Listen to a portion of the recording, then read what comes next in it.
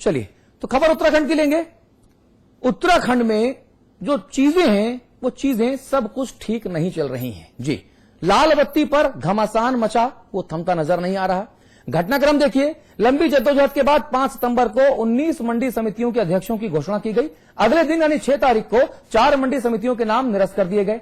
सवाल यह है कि आखिर रात भर में ही ऐसा क्या बवेला हो गया कि 4 लोगों के सिर से लाल बत्ती हटा ली गई, जबकि सूची जारी करते वक्त कहा गया था कि बहुत चिंतन मनन के बाद योग्य लोगों की सूची बनाई गई है।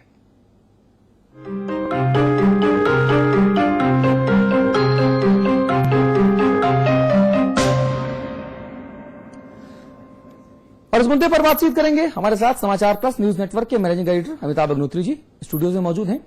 इसके अलावा वरिष्ठ कांग्रेसी नेता और सांसद श्री प्रदीप टमटा साहब हमारे नोएडा स्टूडियो में पहली बार आए, बहुत स्वागत है आपका। देहरादून से लाइव हमारे साथ होंगे त्रिवेंद्र सिंह रावत साहब, आप पूर्व कृषि मंत्री हैं और वरिष्ठ बीजेपी नेता हैं।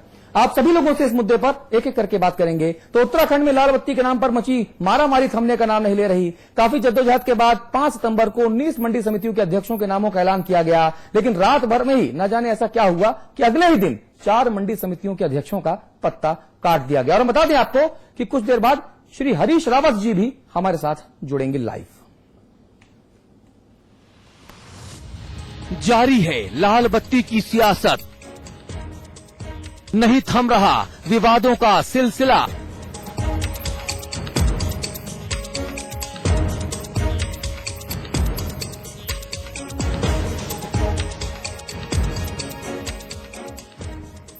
उत्तराखंड में लाल बत्ती को लेकर मची मारामारी थमने का नाम नहीं ले रही है।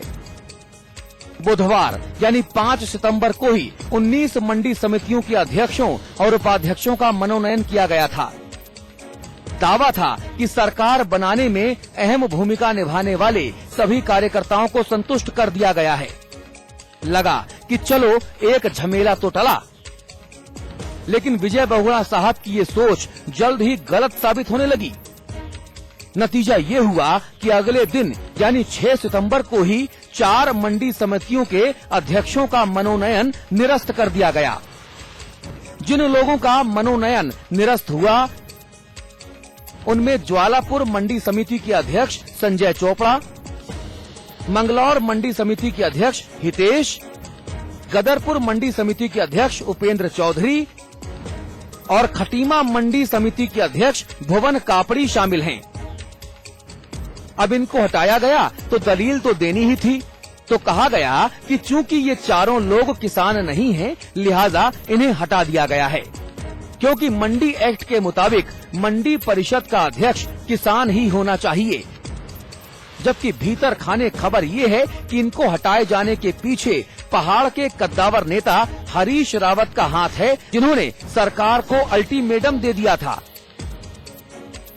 क्योंकि हरीश रावत ने हरिद्वार में मंडी समिति के अध्यक्ष के लिए अपने चहेतों की सूची भेजी थी।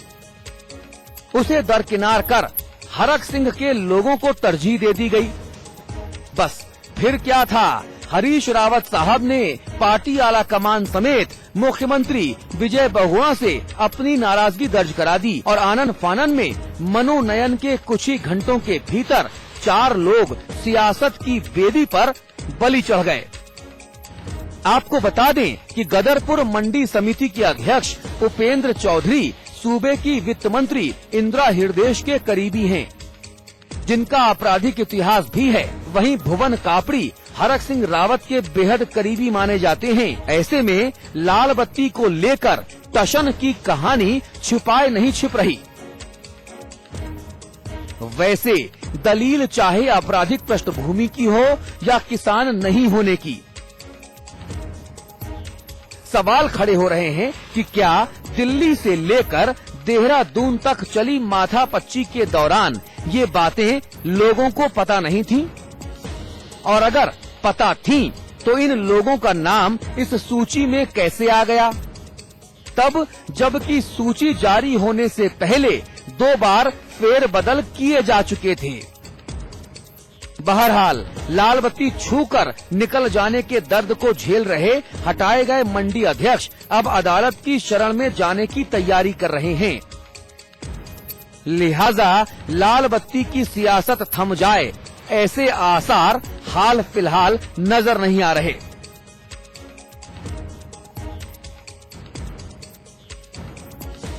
पंकज पवार, देहरादून, समाचार प्लस।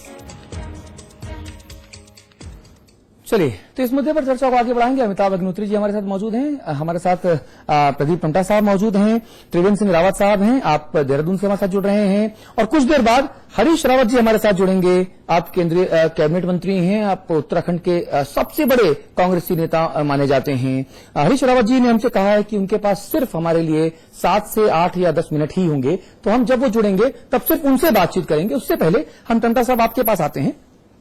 मुझे बताइए कि ये जो पूरा विवाद हो रहा है, इस विवाद के पीछे विवाद खड़ा करने वालों का हाथ है या वाकई मुद्दा संगीन है, बड़ा है? नहीं, विवाद देखिए, किसी भी उसमें कोई भी विवाद खड़ा करना नहीं चाहेगा, क्योंकि हमारी पार्टी है, सब सीनियर लोग हैं। अब कहां पर से क्या लेकर आ रहा है इसको देख समझिए। एक तो चीज मैं ये कहना चाहूंगा कि ये जो लाल बत्ती जैसा है आप लोग, क्योंकि इसमें ये मंडी समिति के प्रशासक लोग हैं और इनमें इन लोगों को कोई लाल बत्ती भी ऐसा नहीं मिलती है। हमने विभिन्न ये हमारे लोकतांत्रिक सिस्टम में है, ये डेमोक्रेटिक्स की पार्ट है। मंडी समितियों का विधिवत चुनाव होगा, मंडी समितियों की एक्ट है, जब तक नया चुनाव न हो तब तक उनको चलाने के लिए ये नियुक्तियां की गई हैं। जी जी। तो ये परमानेंट भी नहीं है और ये कोई राज्य मंत्री धारी जिस तरह से हम सोचते हैं वैसा वो भी नहीं है। अच्छा। और इसलिए इसमें कभी कभी होता है, इतनी बड़ी लोकतांत्रिक पार्टी है, कुछ चुनावों में कुछ चूक हो सकती है या कुछ हो, तो ये सॉर्ट आउट हो जाएंगे। जैसे अधिकांश की नियुक्ति में कोई ऐसा नहीं, 3-4 लोगों को लेकर के है हर पार्टी के हमारे सीनियर लीडर्स हैं, उनकी राय को जो उचित सम्मान मिलना चाहिए उस तरदीद दी जानी चाहिए। उसके बाद मामला मैं समझता हूं कि जल्दी निपट जाएगा। आप जो बातें कह रहे हैं टंटा साहब, वो बिल्कुल सही बात है और ऐसा ही होना चाहिए। आप बहुत ईमानदारी से आप बात कर रहे हैं, लेकिन जब मीडिया में अलग अलग खबरें आती हैं या ऑफ द रिकॉर्ड ब्रीफिंग की जाती है, फिर हम लोगों के पास एसएमएस आते हैं, फिर साहब ये खबर जो है इसको इस तरह से देखने की बात की जाती है। जब हम लोग उस खबर को देखने की कोशिश करते हैं तो पता चलता है कि भाई साहब ये तो मामला दूसरा ही है ना। तो घर में नहीं है दाने, अम्मा चली भुनाने, कुछ वैसे ही मसल जो है कई सारे कांग्रेसी नेताओं के बीच उत्तराखंड में देखी गई है ना। तो इस तरह का जो ये जो कलेश है, ये वाकई जमीनी तौर पर है या बनाने वाले यूं ही बातें बना रहे हैं? मैं सिर्फ ये सवाल पूछ रहा हूं आपसे। नहीं, कोई जहां तक है कोई ऐसा कलेश नहीं है संगठन में और सरकार में। जो सीनियर लीडर्स हैं उसमें एक बड़ी मैंडेट कांग्रेस को मिला है, उसको सबको हमको चलाना, हम सब प्रतिबद्ध हैं उसके लिए। ये जरूर है कि पार्टी में बोलता हूं, मैं नाम लेके बोलता हूं, क्योंकि मुझे लगता है कि आप ओपन एंडेड सवाल का ओपन एंडेड ही जवाब देना चाहते हैं। जी मैं ये सवाल नाम लेके बोलता हूं। मंगलौर से हितेश जी हैं, ठीक है, ज्वालापुर से संजय चोपड़ा जी हैं, खटीमा से भुवन कापड़ी जी हैं और गदरपुर से उपेंद्र चौधरी जी हैं। इन चारों के बारे में क्या आपको, कांग्रेस पार्टी के आला नेताओं को, ये वाकई कोई पता नहीं था कि साहब ये लोग किसान नहीं हैं या ये लोग, इन लोगों में से कुछ का आपराधिक रिकॉर्ड भी है? और अगर वाकई पता नहीं था तो इन लोगों के नाम सूची में डाले गए, तो तमाम इंटेलिजेंस यूनिट और जो तमाम जो आपका तंत्र है वो तंत्र क्या कर रहा था? और अगर पता था तो फिर नाम क्यों डाले गए, किसके दबाव में हटाए गए? ये तो कलेश का मुद्दा है।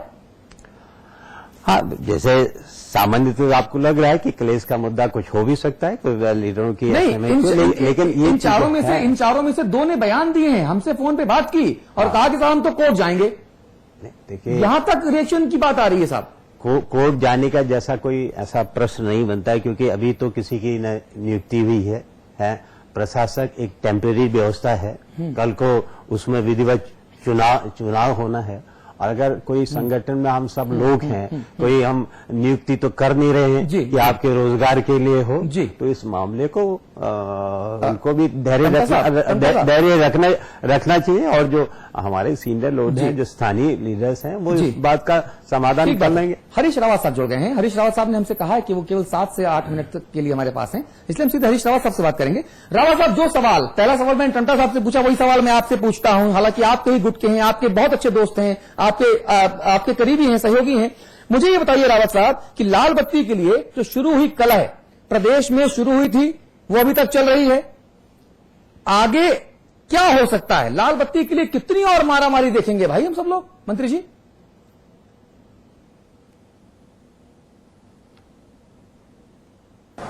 उसको लाल बत्ती नहीं कह सकते हैं आप। काम के लिए लोग जो आपके पास उपयुक्त पात्र हैं, हाँ। उनको आगे लाते हैं। हाँ। और यदि उसमें आप सीनियरिटी का, योग्यता का, हाँ। हाँ। और किस काम के लिए कौन फिट है, हाँ। उस चीजों का ध्यान रखते हैं, तो फिर उसमें कोई कला की गुंजाइश नहीं रहती। अच्छा, नहीं, लेकिन यहां पर एक बड़ा सवाल, यही तो मैं आपसे पूछना चाह रहा हूं कि आखिरकार योग्यता का ख्याल तब क्यों नहीं रखा गया जब ये सूची बन रही थी? तब तो जो है सूची में नाम शामिल कर लिए गए, कहा भी गया कि साहब सूची बड़ी ईमानदारी से, बहुत देख परख के बनाई गई, और अब ये तमाम बातें थोड़ा सा ये खराब मैसेज देती हैं डाउन द लाइन जनता की। देखिए, इस विषय में मैं कोई टिप्पणी नहीं करना चाहूंगा, क्योंकि लोगों ने कुछ मामलों में मुझको जोड़ दिया है, जबकि मेरा कोई जुड़ाव नहीं है। मैंने एक जर्नल सिफारिशें की थी। हाँ। हाँ। और सभी वो खुली सिफारिशें हैं, यदि लोग कहें तो मेरी चिट्ठी को प्रकाशित भी कर सकते हैं। हाँ। लेकिन नहीं, आप देंगे तो हम जरूर प्रकाशित करेंगे। कौन व्यक्ति किस कारण से रुका, हाँ। और कभी कभी जब निर्णय प्रोसेस में गलत आ जाते हैं कहीं हाँ। पर, हाँ। तो उसमें जिम्मेदारी आखिर में जो है, जो राजनीतिक मुखिया है, हाँ। उनकी होती है। तो हमको उनके निर्णय को नहीं, मंत्री जी, मानना पड़ता है, और उससे मंत्री जी, पहले हम उनके नहीं, आपकी बात ठीक है, आपकी बात ठीक है। argument रखते हैं। मंत्री जी, मुझे बताइए, हरिद्वार वाला एक अहम इशू था। हरिद्वार में आप चाहते थे कि आपके अपने लोग ऐसे हों जो इन पदों पर सुशोभित हों।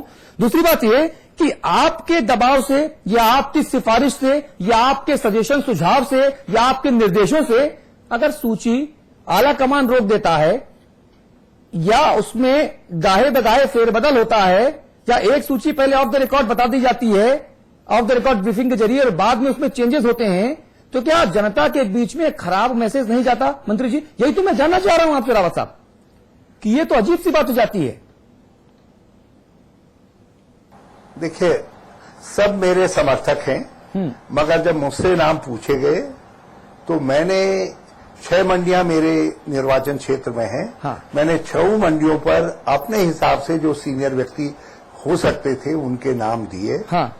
और उसमें मैंने सामाजिक समीकरण का भी ख्याल रखा, उनके किसान होने का ख्याल भी रखा। हाँ। पार्टी में उनकी वरिष्ठता का भी ख्याल रखा। ठीक बात है। और ऐसा भी देखा कि इससे पहले वो मंडी में यदि थे तो उनका, और भाजपा की सरकार आने के बाद उनको हटाया गया है, तो कम से कम पार्टी को उनको आगे लाना चाहिए, उनको अवसर देना चाहिए। तो मैंने 6 में 8-10 नाम देते हुए ये भी अपनी तरफ से कह दिया कि इनमें से आप 2 जगह मेरी सिफारिशों का यदि आदर कर देंगे तो मैं आपका आभार मानूंगा।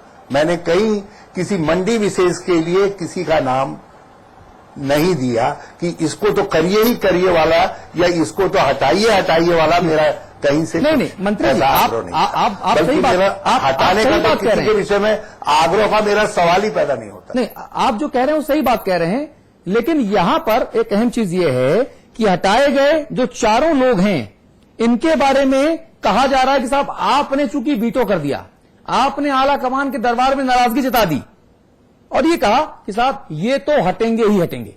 इस पर क्या कहेंगे आप? ये आरोप गलत हो सकते हैं हालांकि। नहीं, मैंने कहीं पर भी यदि कोई प्रमाण भी ऐसा हो, ये कहा हो कि अमुक व्यक्ति को आप हटाइए, इसको क्यों बनाया है, नहीं, इसीलिए मैं कह रहा हूं मंत्री जी दोष दिया जा कि सकता ये है। आरोप गलत हो सकते हैं। मुझसे नाम मांगे गए थे और मुझसे कई राउंड बातचीत की गई थी, और बातचीत के बाद मुझसे ये कहा गया था कि हम अमुक स्थानों पर आपकी सिफारिश को मान रहे हैं। मैंने उसके